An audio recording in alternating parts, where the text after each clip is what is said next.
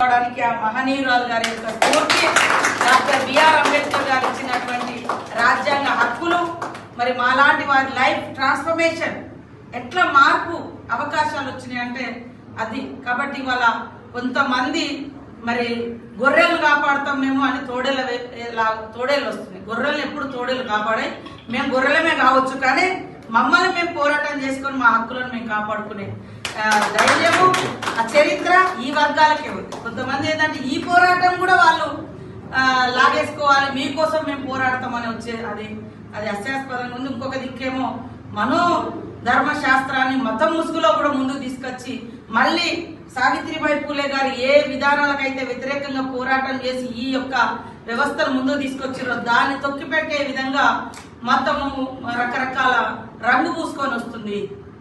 మతాన్ని గౌరవిస్తాం, కులాల్ని గౌరవిస్తాం, హక్కులను గౌరవిస్తాం, కానీ ఆ అభివృద్ధి ఆత్మగౌరవం మరి హక్కులు స్వేచ్ఛను ఆ ముసుగులు అనిస్తే ఎట్టి పరిస్థితుల్లో తట్టుకునేది కాదు ఈ వర్గాలు అనేది కూడా ఈ సందర్భంగా గుర్తు చేస్తూ ఆ మహనీయురాల యొక్క పోరాట స్ఫూర్తిని తప్పకుండా ముందుకు తీసుకెళ్తాం.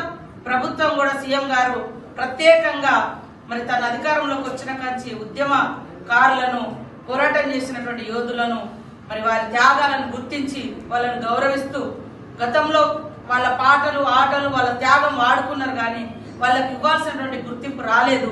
కాబట్టి ఆ గుర్తింపు వారి హక్కు, ఎవరైతే పోరాటం చేసి త్యాగం చేశారో వాళ్ళ హక్కుగా తెలంగాణ ఉద్యమంలో గొంతెత్తి పాడినటువంటి నాయకులకు ఆ గౌరవాన్ని ఇస్తూ సావిత్రిబాయి పూలే గారికి ఈ జయంతి సందర్భంగా మహిళా టీచర్స్ దినోత్సవంగా అధికారికంగా నిర్వహించడానికి అవకాశం కల్పించి జీవో జారీ చేసినటువంటి ముఖ్యమంత్రి గారికి, డిప్యూటీ సీఎం గారికి, టోటల్ క్యాబినెట్ మినిస్టర్స్, అధికారులకు అందరికీ ధన్యవాదాలు తెలియజేస్తూ హ్యాపీ ఉమెన్స్ టీచర్స్ డే.